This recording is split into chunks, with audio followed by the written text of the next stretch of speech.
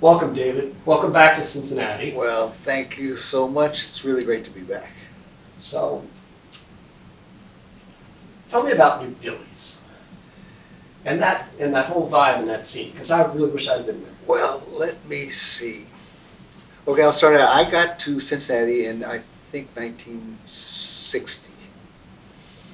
And let's see, I got out of the conservatory, CCM, the music school, in 64. And then I went and lived in Europe for a while. I came back from Europe. I went to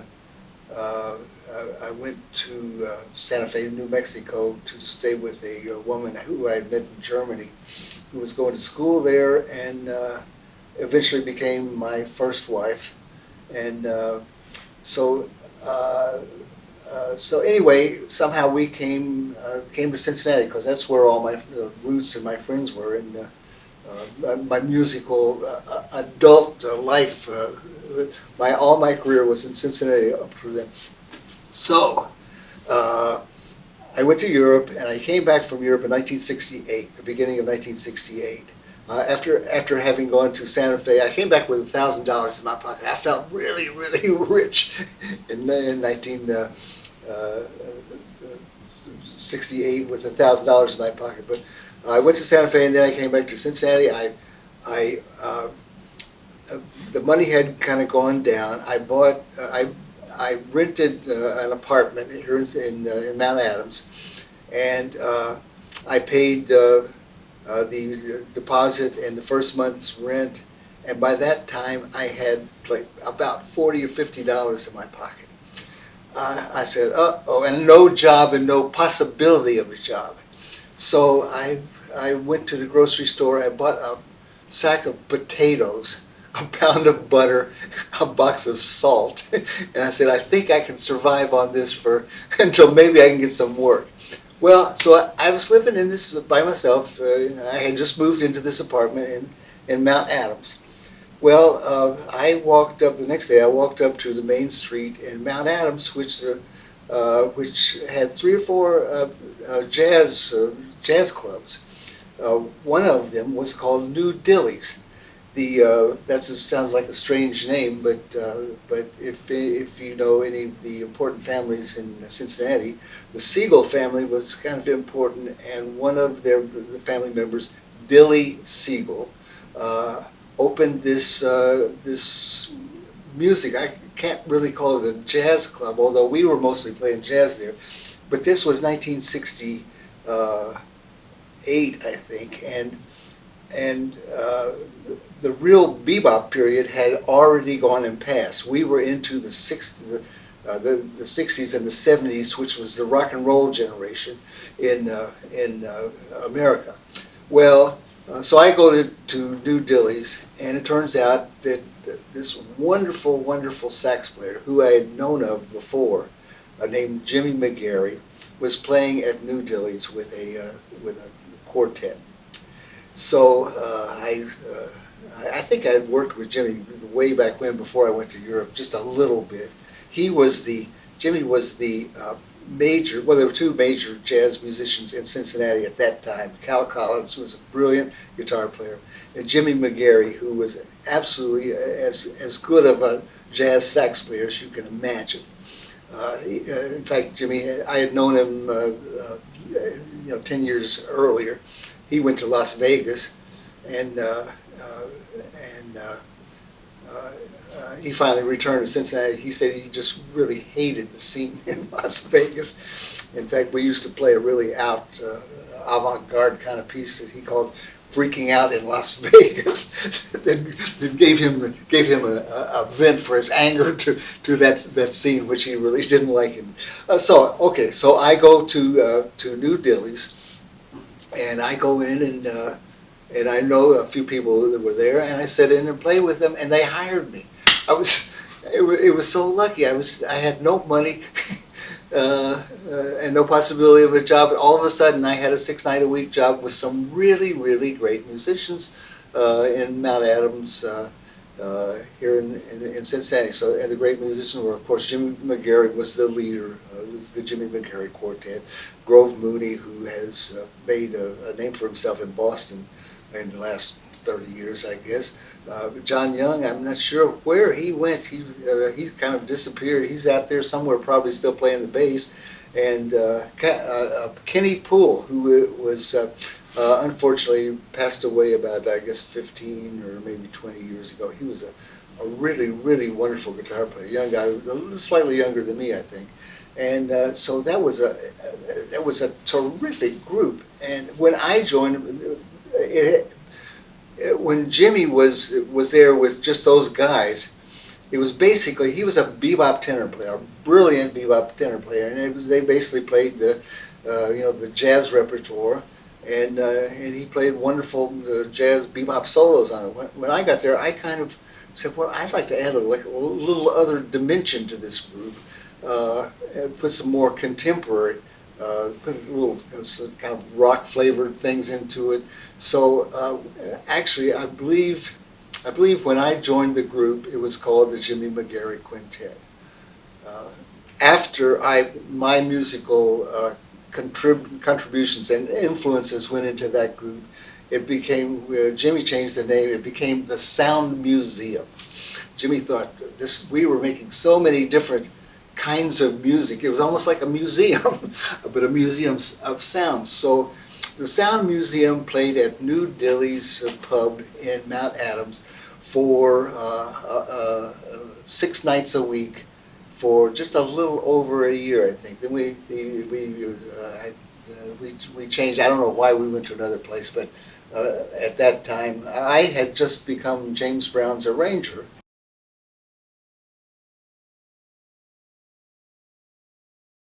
We recorded this 40 years ago. I can't remember, but this band that made this recording, we worked 6 nights a week for a year, and then Jimmy hooked it up for some small record label in Cincinnati to record us, and so I feel really lucky that live stuff that we did for a year has gotten documented on this record, and we were having so much fun playing at New Delhi's with that band. And people ask me, well, what kind of music are you playing there? I said, we're playing every kind of music there is. We were playing, Jimmy's a strong bebop tenor player. We were playing Charlie Parker songs and bebop songs.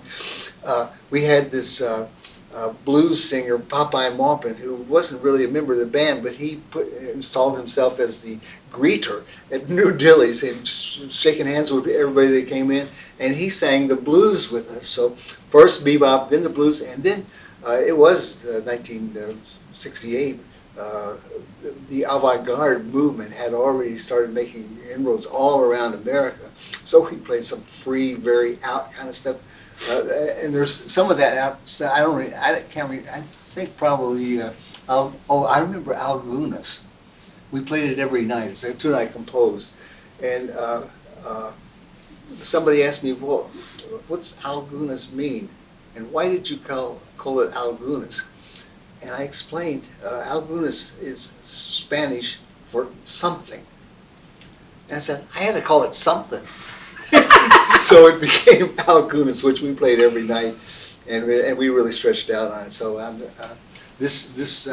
so glad you gave me this LP, because that will bring back really, really fond memories of that wonderful band I played with back in 1968 in Cincinnati. Well, for me, it's one of the funnest things I've ever done, Descendants with you. A couple questions about the record, and just immediately hear you say that you played this every night. How much did it change over each performance? I feel like it changed tremendously every day. Now, what I did was compose a fairly catchy melody.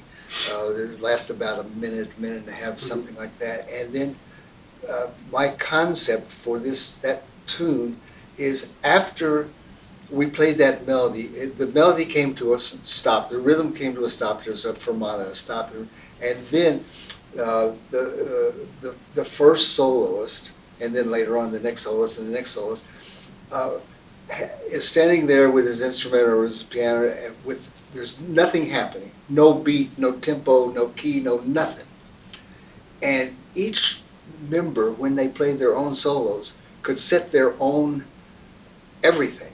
They set their own key, they set their own tempo, their own meter, whatever it was. So, and then they would play, and finally we would get to this little interlude, which I composed. We'd all play together, and it would stop again, and then we would do the same thing. The next soloist had a choice of any kind of tempo, key, whatever, and then so on with the next solo.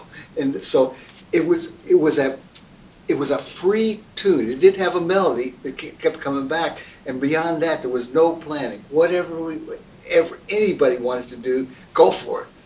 So that's amazing. So on the second side, first of all, I had never heard a recording of Jimmy playing soprano. Yeah. Which I'm a soprano saxophone player, which knocked me out. And then I knew nothing of Jimmy's poetry and what to me seems like a real authentic version of the beats. Yeah. And well, to my knowledge, he didn't do that poetry very often. There's one or two poems that he composed that he wrote that we recorded, and I don't think we ever played. We ever recorded his poems. We recorded the music which we had backed up his poems with, but the poems themselves, I can't remember ever being recorded. I think my influence on Jimmy's playing was totally different than what he had been doing for the previous 20 years. He was a bebop player. He played Charlie Parker licks. He played those bebop songs. When I joined the group and it became the Sound Muse, we went off all sorts of directions, and free jazz and soul. And although I think Jimmy did play a little bit of free jazz when he was in Las Vegas, but I feel like that my influence on Jimmy was pretty strong, and that he played a lot different after the Sound Museum broke up than he had before. It's kind of my feeling. I feel like I'm really lucky to have been performing at that particular time period, because you could do anything. I guess you can now too. I don't know. Now I prefer going back and just playing bebop. but back then we played all sorts of very avant-garde, very strange and interesting stuff. And what held it together? Everybody in that band was listening to everybody else, and so somebody would go this way, and everybody would go. You would think it was arranged, but it wasn't. Totally spontaneous. That was a great band. I loved playing.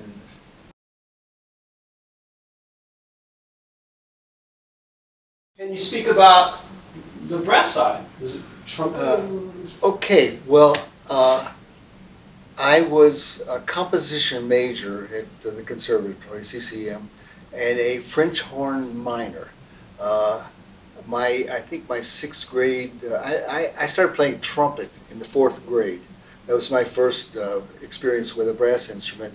And I think my sixth grade teacher recommended to me, he said, there are hundreds, thousands, tens of thousands of trumpet players, and they're all better than you are. I think if you switch to French horn, there's a tremendous need. There's not enough French horn players, and if you switch to French horn, you could probably get a scholarship to college.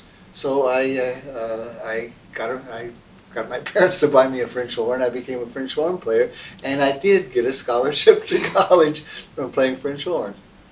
That's beautiful. So we're talking about the Sound Museum.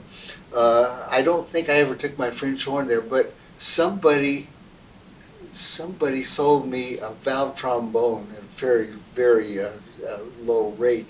And so I had a trumpet, or maybe I think it was a flugelhorn, and a valve trombone. So in the Sound Museum, I would play piano, and Jimmy would play solos, and Kenny would play solos, and then I'd pick up one of the brass instruments and play a solo. Then I'd sit back down on the piano and we'd take it out. So yes, I did play brass instruments in the Sound Museum. So we're playing at New Delhi's with the Sound Museum, and James Brown's production manager brought him in. And we were the hottest band in Cincinnati, and everybody knew, everybody who liked music and liked jazz and knew about us and came and heard us at New Delhi's. Well, so James Brown's production manager, Bud Hobgood, knew about us and brought him to New Delhi's to hear us play. So I was really very, very happy that James Brown was there. I met him, and he told us we really, really sounded great. He said he wanted to record us, and so we're ecstatic. So then he said, but I can't just go make a record of you. He said a lot of bands sound really good live out there, but when you put them in the studio, the magic gets lost. And so I need you to come to the studio, King Record Studio out on Brewster Avenue, and make a demo so we can hear what you sound like on tape. So, oh, sure, we'll make you a demo. So me and Jimmy, Kenny, and John and Grover go out to the King Studios and preparing to make this demo. Well, it turned out that they had booked the studio with some artist who would pay for the time, so they canceled our recording because we were a free demo thing. So we're canceled. So we're standing there in the lobby, kind of thing. Well, okay, so what are we going to do? It's time to go home. We're getting ready to go home, and all of a sudden, just right at that moment, we're about to leave, and James Brown called his production manager, Bud Hopgood, there at the King Studios, and James said, "Get me an arranger." Well, the guys, he comes back and says, James says he needs an arranger, and so all the guys in the Sound Museum point at me and they say, "Well, Dave's a wonderful arranger. Get Dave, Dave's a..."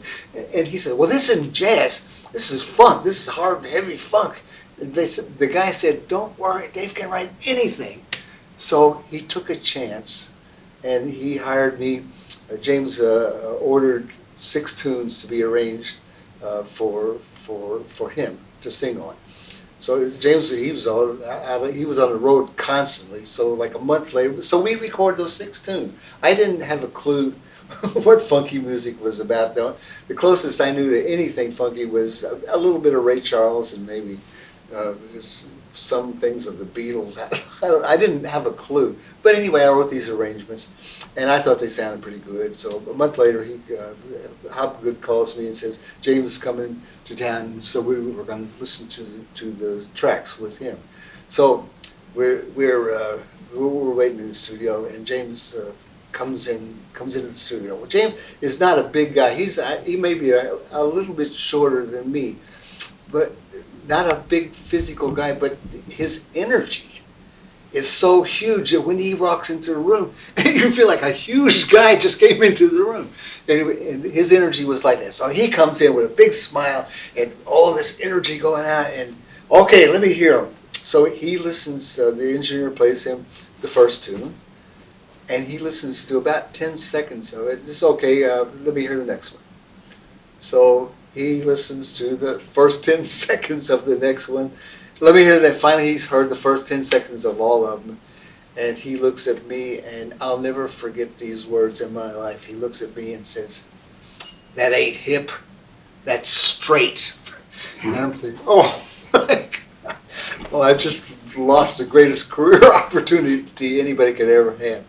And then, luckily for me, the engineer said, "Mr. Brown," in the James Brown organization, he insisted everybody call everybody Mr. He wanted the organization to be professional, like any corporation in America. So, okay, so I said, "Mr. Brown," oh no, the engineer says, "Mr. Brown, there's something in the middle of that 3rd track that I think you might want to hear." He said, "Okay, let me hear it." So he moves it to the middle of the track and plays it, and the smile comes back. He says, "Yes! That's it!" And then he says to me, "Dave, I want to give you some advice," which I've never forgotten. He says, "The hip stuff put at the beginning of the record if you don't, it's possible they'll never get to hear it. So I have never forgotten that. And most of the time since that recording 40 years ago, I've put the hip stuff at the very beginning.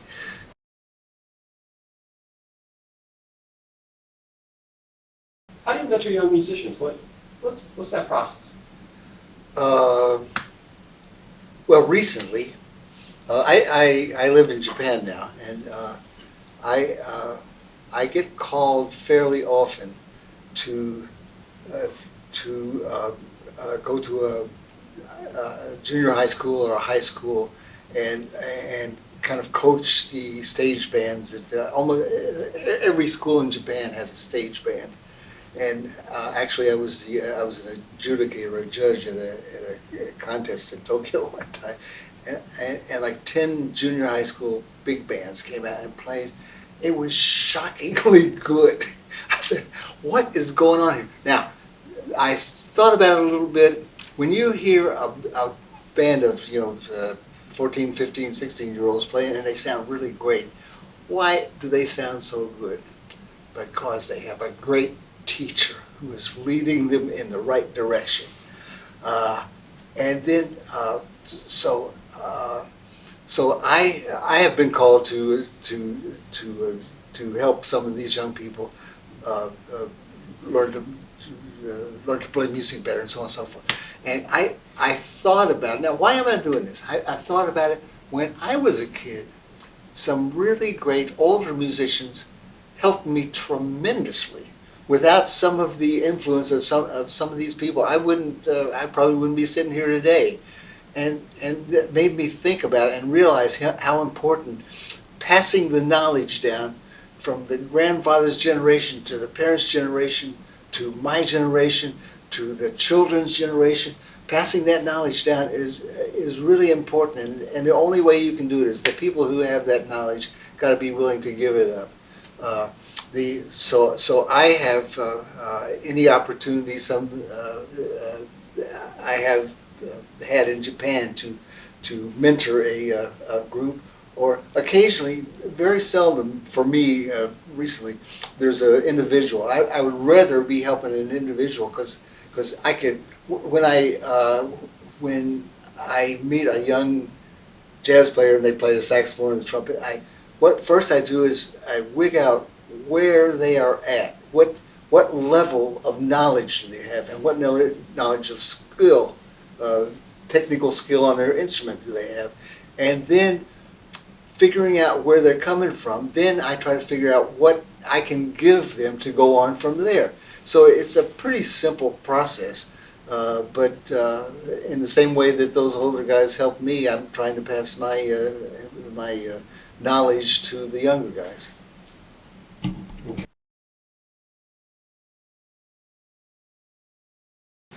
What's the legacy of Jimmy McGary? And maybe you could explain that to me. Probably that question is too deep to have an answer. But, well, for me, when I came to CCM in 1960, as a music student trying to learn how to write music and play music, Jimmy McGary had already established himself as the leading bebop tenor player in Cincinnati. I think while I was a student there, I joined the Musicians Union, which at that time there were two of them.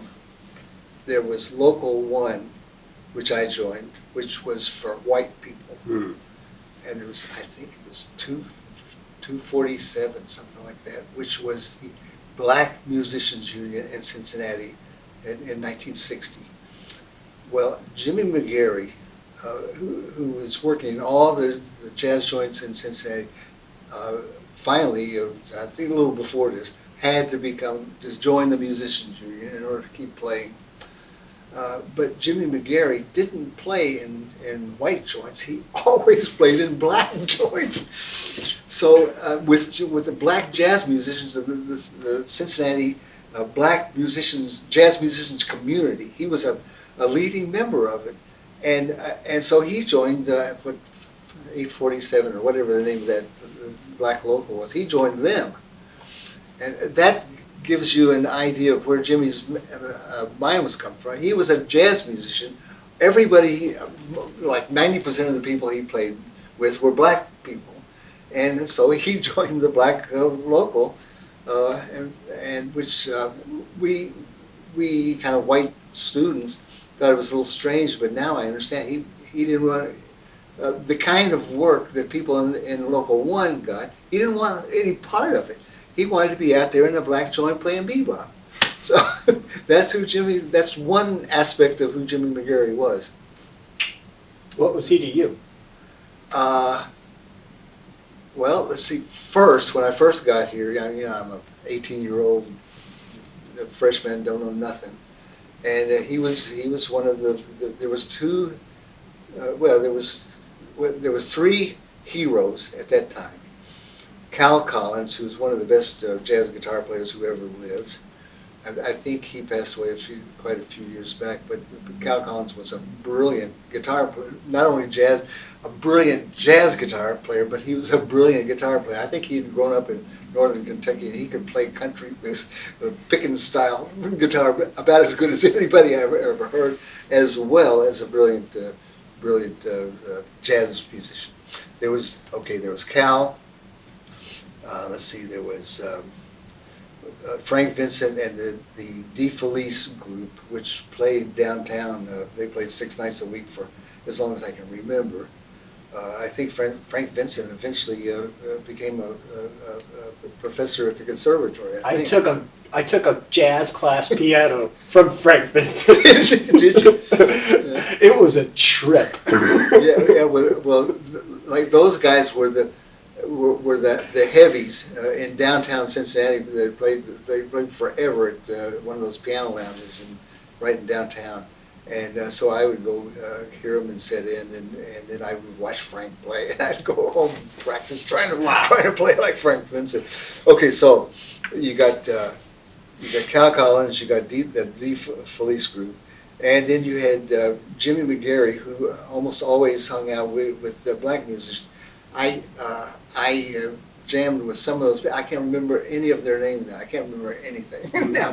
But there were some really, really wonderful black jazz musicians playing in Cincinnati at that time. And I remember me and Carmen would go sit in with them sometimes, and every once in a while someone would drive us home. we lived near the conservatory. Well, we lived on the conservatory grounds. But no, so who was Jimmy McGary to me? He was a part of what's the right word? Wonderful, brilliant, creative Cincinnati jazz establishment.